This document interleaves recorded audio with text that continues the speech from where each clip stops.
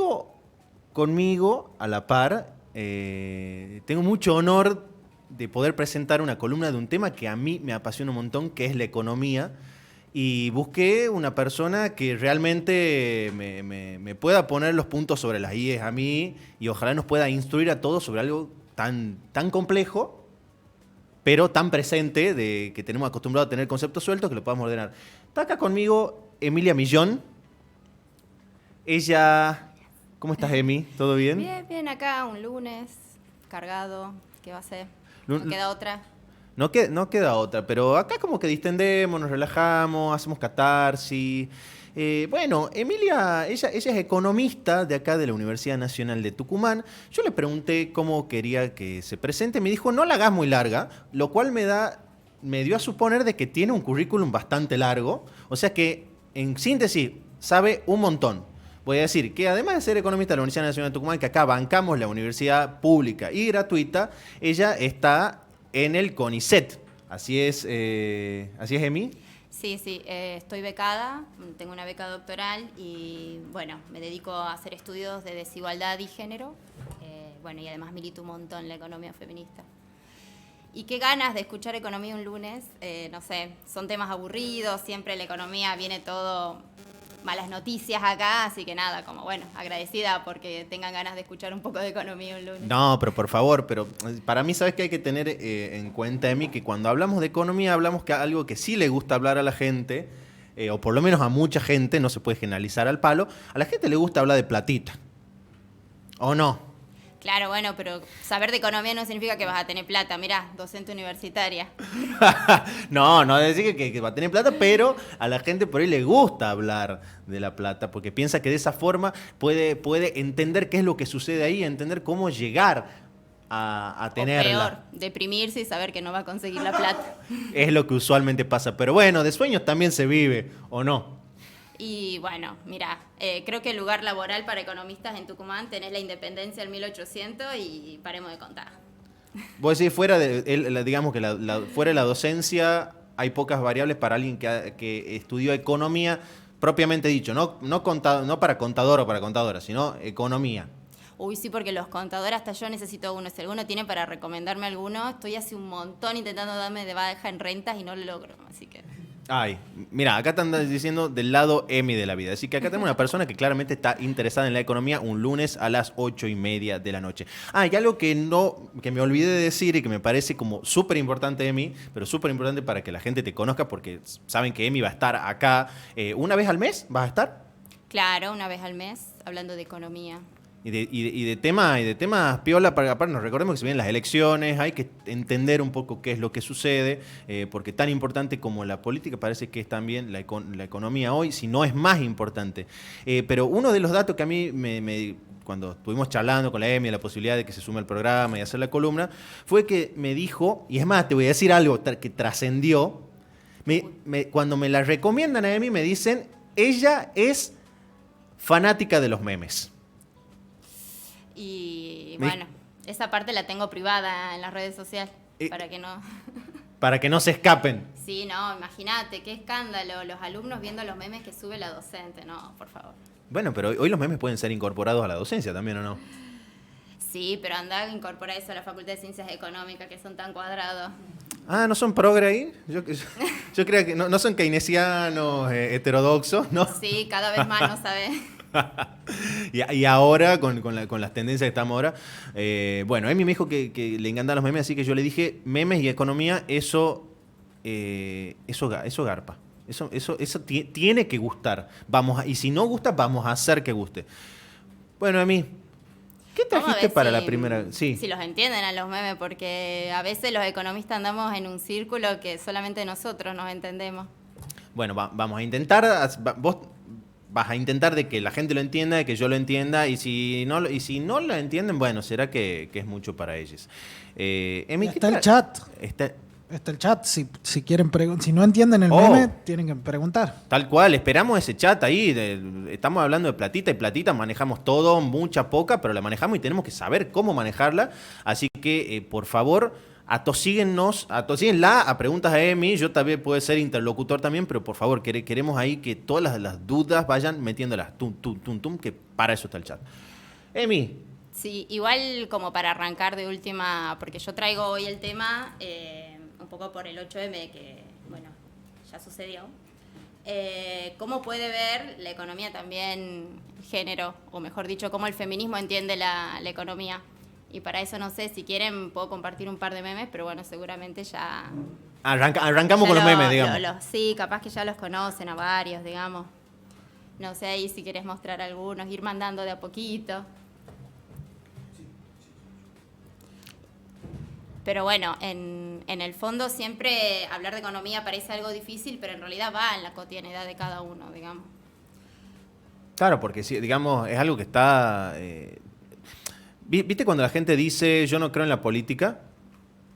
Sí. Bueno, no se puede no creer en la economía. Es que yo siempre digo, bueno, la economía es algo que es. No se puede creer o no creer en la economía, y siempre eso me sirve como el argumento para decir, no se puede no creer en la política. La política puede no gustarte, pero la economía siempre está. Entonces... Sí, sobre todo hay muy pocas mujeres. Si bien ahora, bueno, Argentina va avanzando de a poco, o sea, vamos avanzando de a poco en conquistar más temas y más temas. Sí. Mira quién dirige los ministerios de Economía, quién dirige la política económica del país, digamos. Siempre terminan siendo todos hombres, digamos. Por eso por ahí un poco de los memes que traía... ¿Dónde van las mujeres? Al Ministerio de Desarrollo Social, a planificar la política para los niños, para las niñas, la política de salud pública, siempre en los mismos lugares.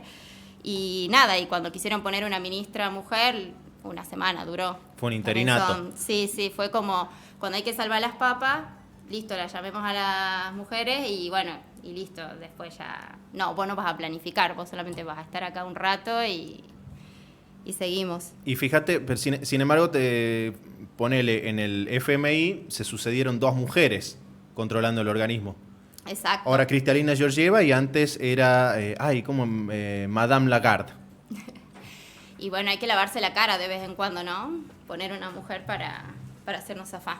Igual el hecho de ser mujer no te convierte en feminista ni tener la perspectiva feminista, digamos, y eso ya lo sabemos.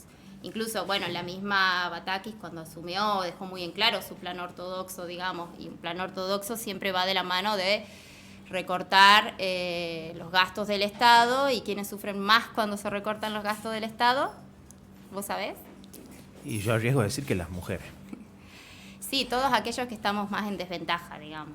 Mujeres, niños, personas desempleadas. Martín, ¿me querrías poner? Vos sabés que desde donde yo estoy viendo acá tengo, me tapa el palito, ¿qué término técnico estoy usando de la luz? Si se lo puede mover al chat para que lo pueda leer un poquito para la esquina contraria o para el lado contrario, ¿habrá chance? Bueno, y bueno, ya que estamos, aprovecho ese meme de recién. Que nada, que siempre somos las mejores para las tareas del hogar, para hacer la comida, para la limpieza. Es como si viniéramos incluido en el pack, digamos. Y la realidad es que no, estamos educadas para, la sociedad nos educa para, hasta los mismos juguetes, digamos, están pensados para. ¿Y sabes cuál es, o cuál es el resultado de estar dedicando tanto tiempo a esas tareas en el hogar? Contame. Principalmente que esas tareas no son remuneradas, así que si yo le dedico más tiempo al hogar, tengo menos tiempo ¿para qué? Y si le dedicas más tiempo, tenés menos tiempo para trabajar después en un trabajo que esté rentado, digamos, de lo que tradicionalmente se entiende como rentado, ¿o no? Claro, exacto. Vivimos en un capitalismo, en un sistema, digamos, en donde uno puede, o mejor dicho, adquiere derechos en su mayoría porque tiene ingresos monetarios. Y si no tenés ingresos monetarios, y bueno, está difícil comprar comida con amor, está difícil ir a las clases de Zumba con amor, está muy difícil sostener la vida solamente con amor. Claro, seguro, de amor no se vive, que es necesario el amor, pero del amor no se vive solamente. No se puede vivir del amor, ya lo dijo Calamaro. Ahí comentan en el chat, lo más gracioso es que independientemente del género, tanto el social como para lo económico, estamos para el ojete. Y después ahí dice, no llego a leer exactamente el nombre, dice, me acuerdo en Santiago presencié cómo aceptaron el proyecto del estadio, digamos, de fútbol, el Madre de Ciudad de Ser, y rechazaron uno para potabilizar el interior de Santiago querido. Bueno, prioridades, qué sé yo. Y Emi, vos sabés que antes de entrar yo te pregunté, ¿vamos a hablar de economía y género o de economía feminista? Y vos con mucha convencimiento, me dijiste economía feminista. Contame. Digamos, sabemos que la economía es una ciencia que básicamente, corregime si me equivoco, pero digo que entendí yo para mi definición fácil, es cómo administrar bienes, recursos escasos para necesidades humanas infinitas. Y te podríamos sumar necesidad del ambiente, no sé si se puede integrar. Pero ahora hablamos de economía feminista, le agregamos un término más. ¿De qué hablamos cuando hablamos de economía feminista? Para que nuestros búnker videntes se pongan al tanto. Y bueno, primero que el feminismo, como pueden saber o no, digamos, un movimiento que viene hace un montón, trayendo una propuesta teórica, trayendo una propuesta política. Entonces, como movimiento, como reclamo político, digamos, no puede dejar de pensar cómo funciona esta sociedad, digamos. Y precisamente que el feminismo piense la economía es lo que me lleva a proponer esto de economía feminista. Y además, la definición tuya corresponde a un varón de allá del 1950 que se le ha ocurrido que era una buena idea decir que la economía era asignar recursos a fines escasos. Y la economía es más que eso, digamos. Cuando yo estoy en mi casa haciendo mi comida para mí o haciendo nada, estamos hablando también de economía, digamos.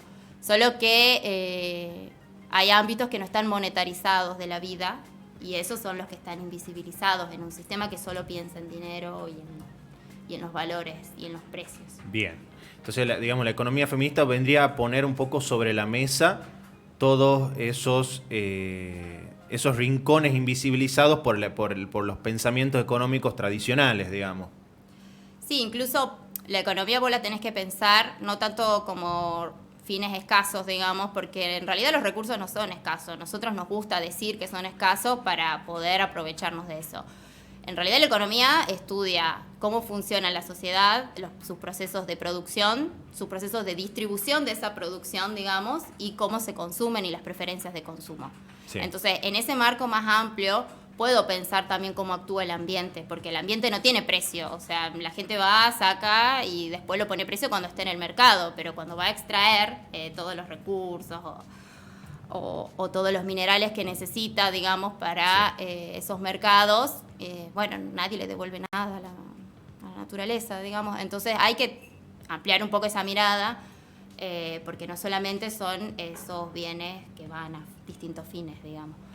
Y el feminismo lo que viene a traer, digamos, de cómo pensar esta economía, es traer esta desigualdad que hay entre los géneros. Es atraer esta opresión de unos cuerpos en favor de otros. Entonces, si yo no pienso, o si yo ignoro que las personas somos distintas, digamos, y que suceden situaciones de poder entre nosotros, estoy ignorando gran parte de la explicación de la desigualdad, digamos. ¿Cómo puedo entender una economía que es desigual si no entiendo antes que hay una desigualdad de género imperante? Hay todo un sistema patriarcal por detrás de esa economía, digamos. Bien, y nosotras tenemos acá en Argentina podríamos sacar a la galera 20.800 problemas económicos,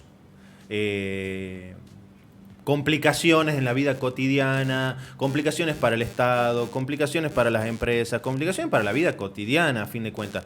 ¿Qué mirada o qué propuesta nos hace la economía feminista para permitirnos ser, no sé, un poco más felices, a fin de cuentas, o no?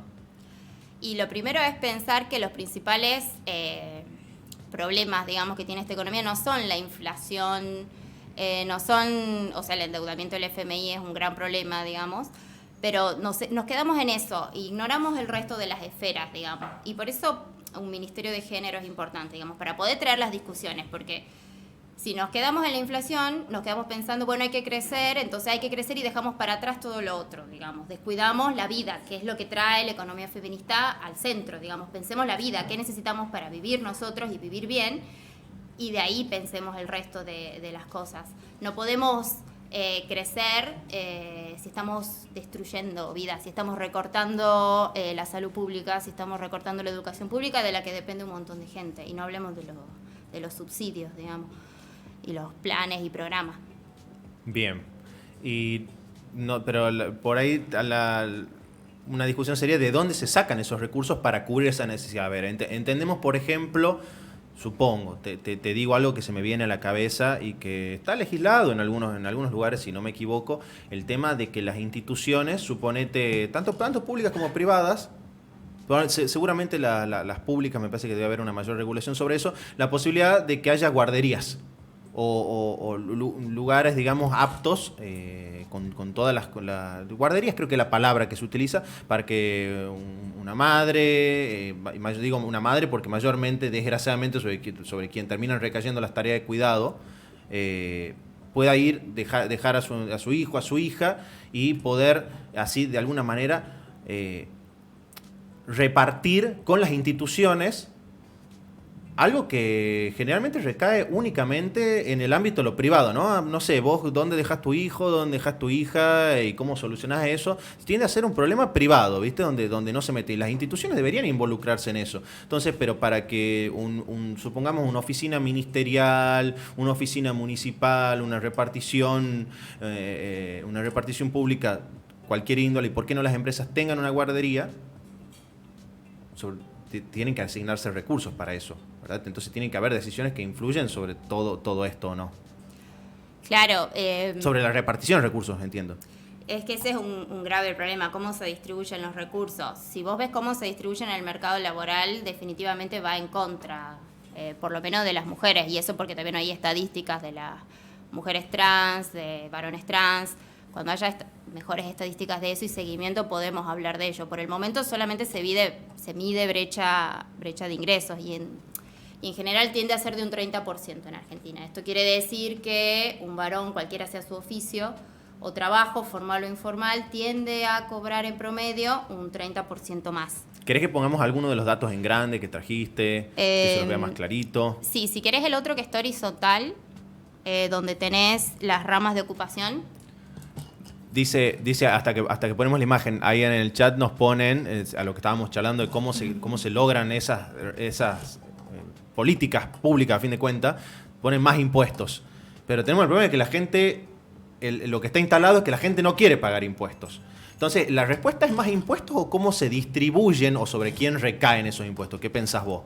Y tenés de los dos lados, digamos. Pasa es que resolverlo a través de los impuestos y a través del mercado tiende a ser una solución monetarista. O sea, yo estoy pensando la vida siempre en términos económicos y la vida no es necesariamente un valor, un precio.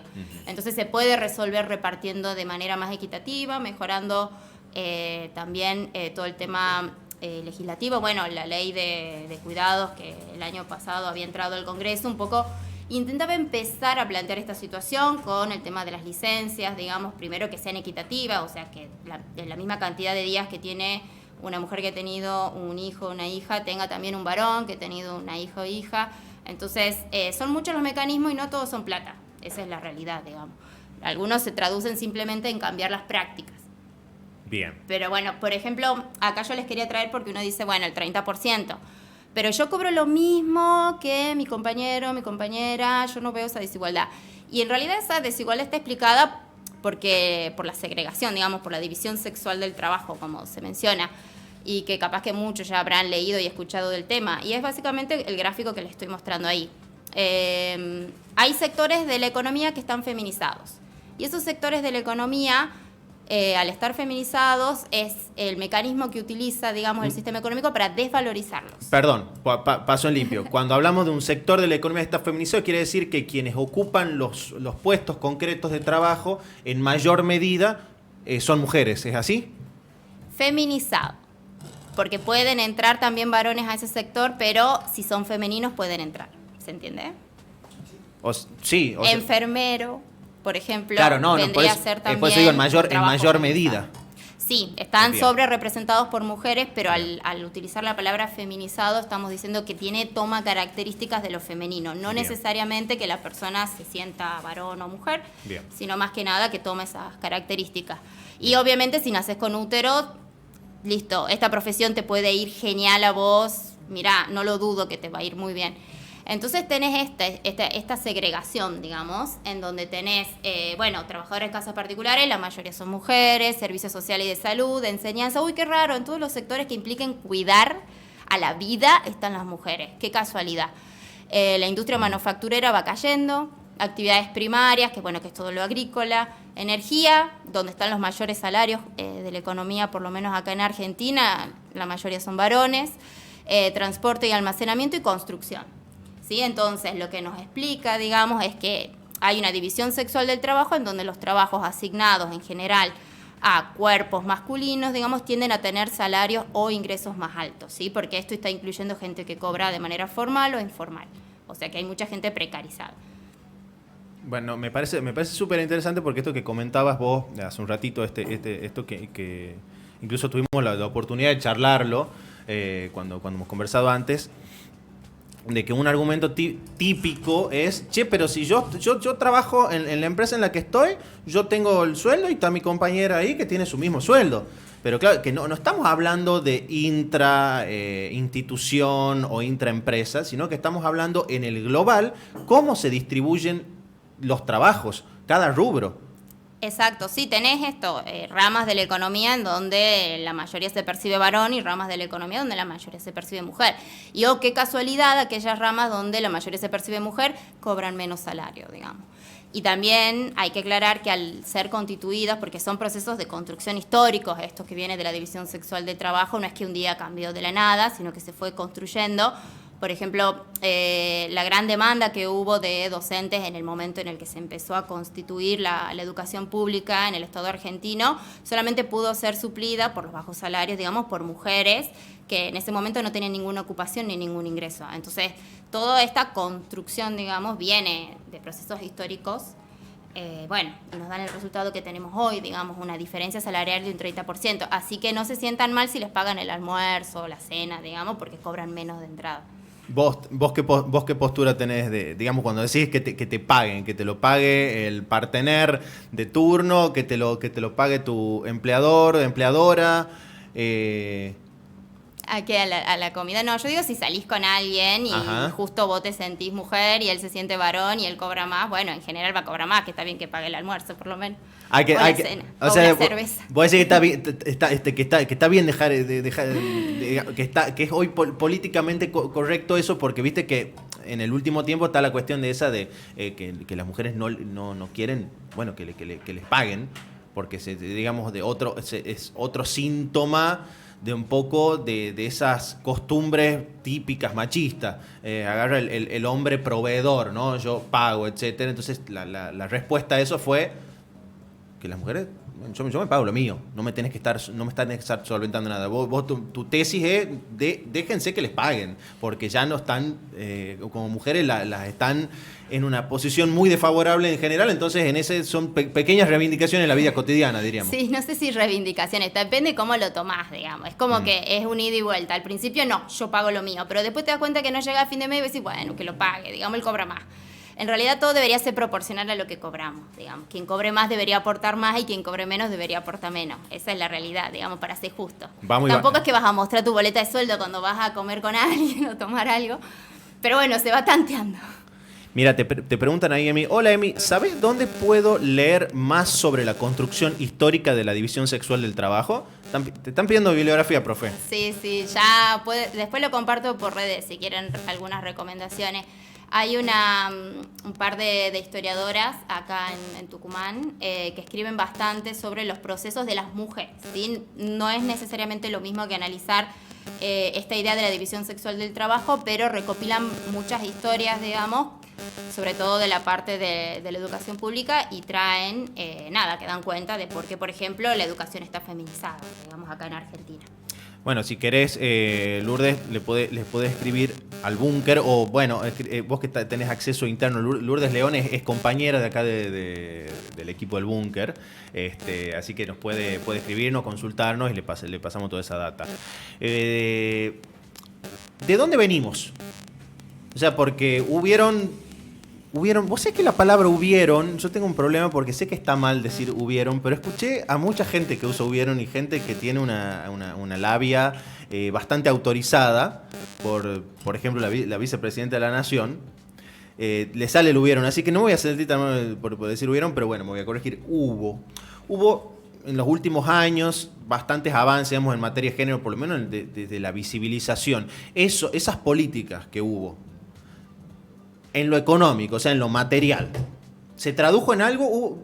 ¿Hubo diferencia o los indicadores que vos te dedicas a observar se mantienen medio inalterados? Y pasa es que son grandes agregados de la economía, digamos. Y además tenés la influencia de las crisis económicas. Entonces es muy difícil que vos por un presupuesto mínimo que le pongas a un sector del Estado resolvás el problema estructural, digamos, de la desigualdad y la construcción de las relaciones económicas desiguales, digamos. Porque no solamente tenés el tema de que, cobras menos porque has nacido con útero, sino que también, o porque tenés otra concepción de tu cuerpo, otro sentir que no es el heteronormativo, digamos. Por eso cobras menos si es que cobrás. Y segundo, digamos, que hay todo un tema que tiene que ver con la clase, digamos. Tenés trabajadoras y trabajadores asalariados, trabajadores y trabajadoras informales. Y en general, cada vez crece más, digamos, este sector informal. Y este sector informal, mucho de este sector informal depende de la redistribución que pueda hacer el Estado. Entonces es muy difícil, si depende solamente del Estado, transformarlo, digamos. Y en ese rol es donde entran muchos de los movimientos sociales que traen a cuenta, por ejemplo, lo del salario universal. O sea, cómo pensamos romper con este esquema del mercado laboral de decir, si no trabajas te morís de hambre, planteemos un mínimo para poder vivir y después que la diferencia venga por el trabajo en el mercado laboral. Esas son algunas pequeñas instancias que van a ir transformando la sociedad, pero vos pensás que hay un montón de gente que cree que si no trabajás sos un vago. Entonces, anda a romper con esa idea que viene de gente que laburadora, ¿no? Que laburó toda su vida, ha cobrado lo que ha cobrado y ha podido darse la vida que ha podido, ¿no?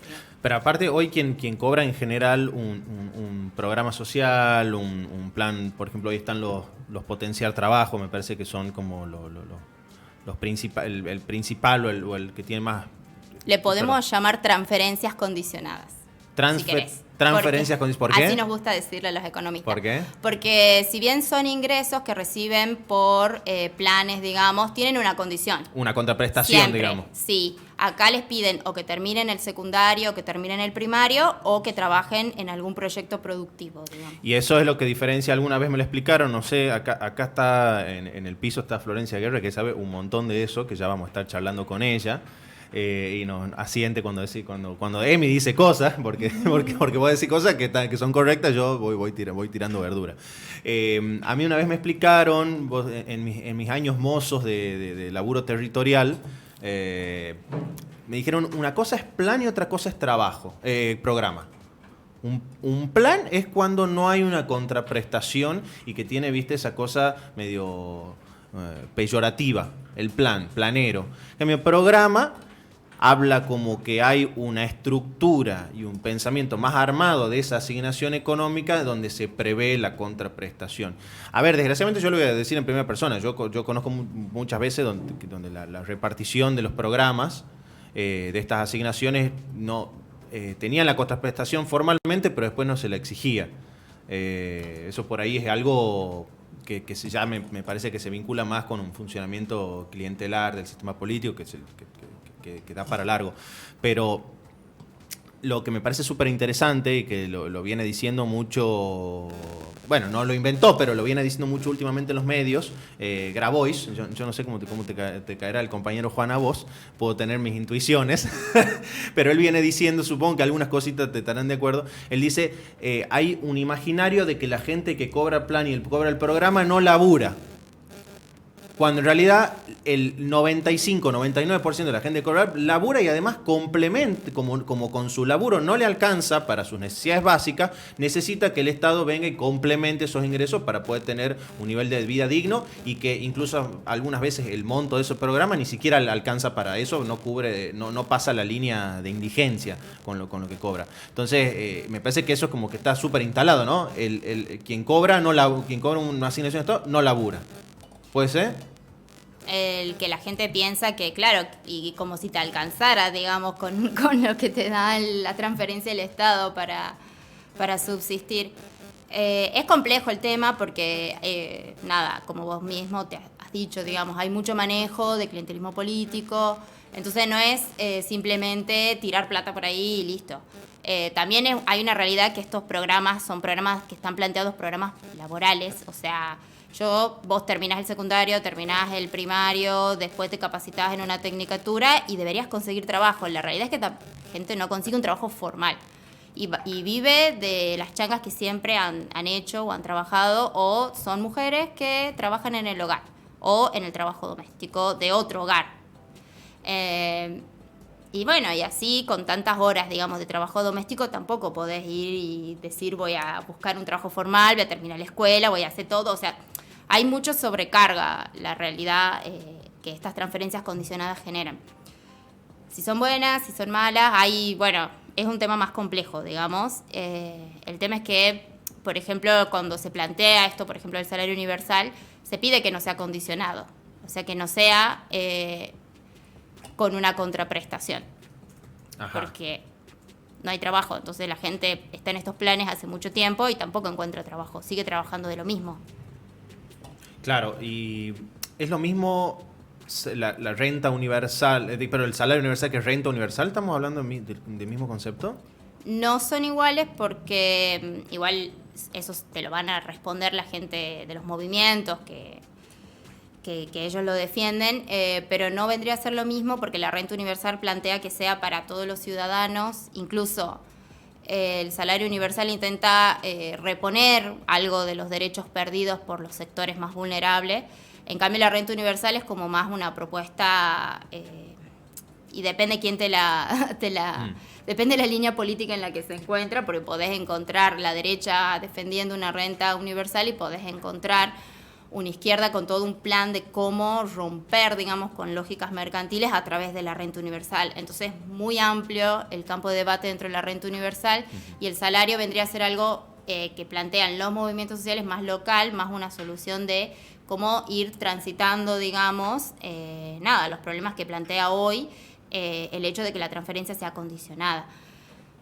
Bien, y tengo una pregunta. El tema de endeudamiento, digamos, el Estado se endeuda, las empresas se endeudan, pero las personas también se endeudan.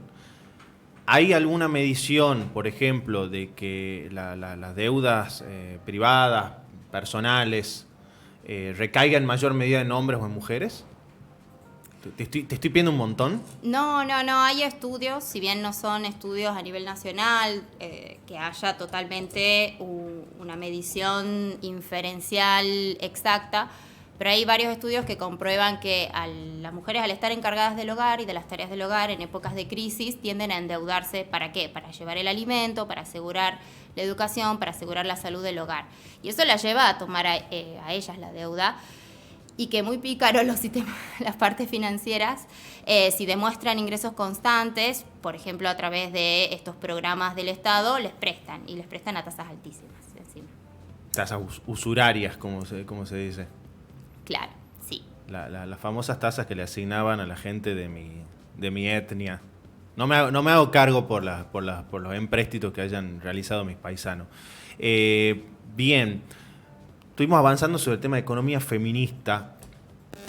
¿Qué propuestas, digamos, yo te pregunté recién de por ahí, desde un encuadre de la economía vista desde el feminismo, de dónde veníamos y por ahí me surge preguntarte a dónde vamos, o sea, cuáles son por ahí las principales banderas que hoy puede proponer el feminismo hacia adelante, como perspectiva, como política pública, en las que más se esté discutiendo, en las cuales más se haya avanzado para, bueno, la política concreta, ¿no?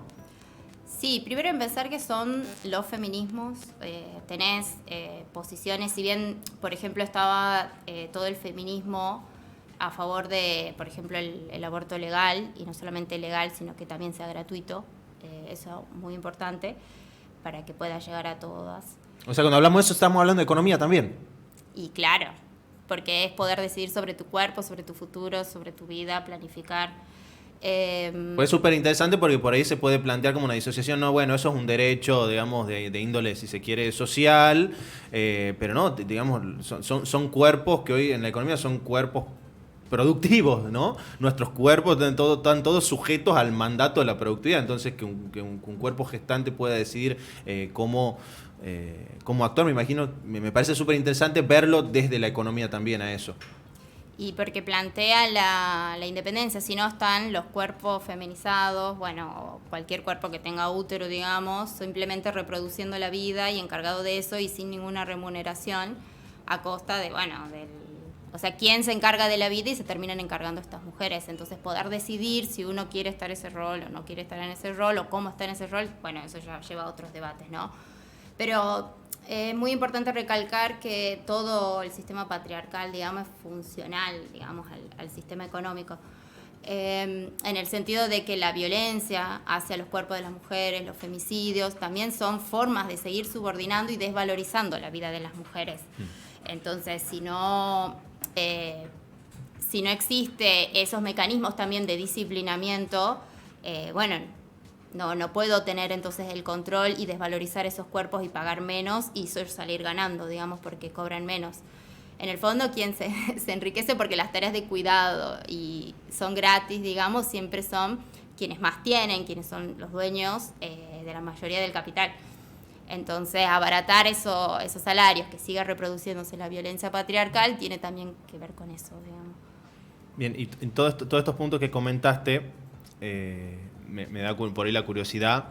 Viste que se habla del movimiento feminista, pero que está integrado por los feminismos, que cada quien tiene sus visiones particulares, que digamos cada una de estas, ¿cómo diríamos? No, sí, el tema es ese. Hay distintos posicionamientos dentro del feminismo. Sí. ¿Hay alguna discusión, por ejemplo, en temas relacionados más que nada con la economía, en donde haya alguna discusión, algún desentendimiento? No sé, por ejemplo, están las discusiones, suponete, sobre en relación al tema de la prostitución, está la discusión que es muy conocida entre el regulacionismo y el prohibicionismo. ¿Hay alguna discusión de índole de lo económico que esté también sobre la mesa, bueno, hacia adentro del movimiento? Ahí tenés una discusión también, o sea, y es económica, digamos, y hay tareas, trabajos sexuales o no hay trabajos sexuales, y es una discusión también económica, digamos, porque implica que, que se cobre por los trabajos realizados de manera decente como el resto de los trabajos de la economía. Entonces, sí, y tenés feminismos más de la ruptura y otros que no rompen tanto, digamos, con el capitalismo. Y la gran diferencia entre los dos, digamos, es que uno considera que el mercado laboral, con un poco de regulación, con un poco de política pública, va a igualar los salarios. Y si seguimos apostando a la concientización, vamos a repartir las horas de igual manera de cuidados, digamos. Y otras concepciones del feminismo en donde, el capitalismo va de la mano del patriarcado, digamos, y no hay política pública que alcance, porque donde vas a tener salarios iguales, de última va a ser en el mercado formal, y vas a tener un montón de mujeres pobres, digamos, sosteniendo el resto de la economía, en los mercados informales. Claro. Bueno, nos diste un pantallazo, son las 9:15. Nos diste un pantallazo bastante amplio sobre lo que es la economía feminista. Me parece que claramente no se agota. Claramente no se agota. Hay un rito, una interferencia, yo no sé si lo siento yo. El celu. ¿Qué será? No sé si lo siente también les bunker videntes. Claramente no se agota, es vastísimo. La verdad que a mí la economía es lo que me encanta. Si yo tuviera que volver a elegir carrera, no elegiría mi profesión, sería economista. La verdad estoy tarde, no. Creí que ibas a decir streamer. Creí que ibas a decir streamer. ¿Qué? Que ibas a dedicarte a la carrera de streamer. Ya soy streamer. No, así que me encanta que podamos estar acá hablando de estas cosas. Me parece muy copado. Me encantaría que podamos hablarlo más seguido, porque la verdad que la economía está todo el tiempo, presente, por lo menos en mi cabeza. En mi cabeza será que tengo demasiado la economía presente, pero yo pienso que no debo estar tan errado porque uno ve la tele, ve los medios y siempre es algo que está en discusión. Emi, ¿la primera vez que haces streaming? Alguna vez hablé en radio, no sé si eso cuenta. ¿Cuenta? Sí, si me filman mis alumnos para denunciarme por feminista, ¿cuenta también? No sé, lo charlo. ¿Qué decir? Escuchame, Emi, muchas gracias por haber estado hoy. No sé si querés dejar una última reflexión antes de abandonar a tu público, porque este es tu espacio, lo sabes. No, por ahí, no sé, darte ánimo que sigas con la economía, porque no hace falta que hagas una carrera universitaria para saber economía y, por el contrario, todo el mundo debería saber economía, si es algo básico en la vida. También para no volvernos súper economicistas y pensar todo en términos monetarios, digamos, porque, bueno, la vida es más allá de eso. Y tener esas discusiones está bueno, y está bueno tenerlos como sociedad también. Me encanta, no es lo mismo la economía que el economicismo. Bueno, Emi, muchas gracias por estar hoy. Nos vemos el mes que viene. Dale. Vemos qué tema traemos el mes que viene. Se va a hacer largo, así que si quieren, les interesa mucho la economía, como a mí, también pueden mandar, me escriben a mí, le escriben al búnker. No tiene perfil público Emi por lo pronto, así que no voy a decir que le escriban a ella porque me va a retar. Pero bueno, pueden contactarse y tirar temas que van a ser súper bienvenidos para la próxima columna. Para un segundo, si te gustó lo que estabas viendo, acá te estoy dejando un link para que veas más videos. Si todavía no te has suscrito, acá te puedes suscribir. Y si no quieres dejar un comentario, acá abajo, coméntanos algo, decinos algo.